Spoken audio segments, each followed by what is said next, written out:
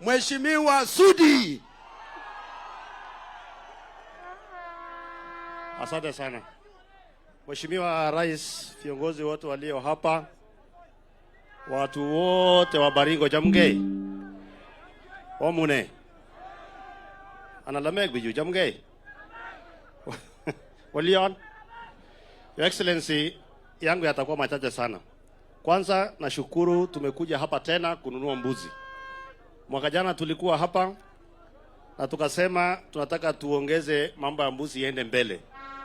Na mimi nataka niseme shukurani kubwa sana kwa wale vijana wetu wanauza mbuzi online. Kwa sababu nasikia mwaka huu wameuza zaidi ya 6,000. Na pia wamekuwa wakiendelea kuuza kwa miaka yote hapa katikati. Nataka niseme pongezi. Ya pili, Your Excellency, nataka niseme pongezi sana. Unajua kila siku huwa tunakuja hapa lakini tunakuwa na shida ya watu wetu kuuana hapa chini. Lakini leo tumekuja kusherekea tukinunua mbuzi tukisema asante kwako na asante kwa Mwenyezi Mungu. Kwa sababu unajua hawa watu wote hapa wafugaji wa mbuzi na ng'ombe, lakini wamekuwa na matatizo kwa mwaka mingi. Na unajua wakati ya Nyayo hiyo matatizo haikuisha. Tukakuja wakati ya Kibaki, tukakuja wakati ya Uhuru. So nilikuwa na wasiwasi nikisema sasa hii wakati ya William Ruto hii kitu isipoisha nani atamaliza. Lakini nataka niseme asante sana, maana leo tukiwa hapa watu wetu wanaishi kwa manyumba zao, wanalala kwa manyumba zao, wanafanya biashara zao, mashule zote zimefunguliwa, watoto wetu wanaenda shule. Nataka niseme Baringo, Turkana, Elgeyo Marakwet na hiyo beldi yote, asante sana. Tudumisha amani. Na Your Excellency, unajua ulichelewa kidogo kwa hiyo maneno. Unajua hiyo dawa uliweka pale, sitaki kusema ni dawa gani, bado hiyo dawa iendelee.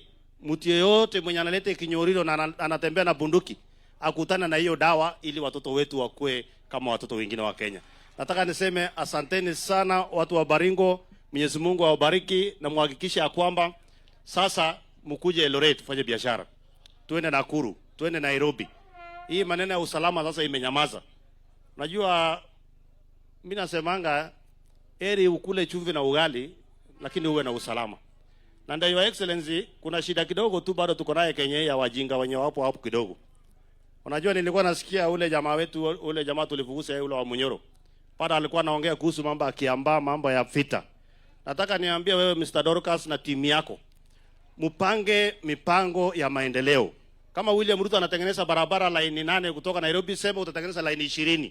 Usituambie mambo ya kuuana, mambo ya sijui Kiambaa, sijui nani alichoma nani. Nataka tuseme nchi ya Kenya ni nchi ya Mwenyezi Mungu. Na tunataka tulete amani katika taifa letu la Kenya.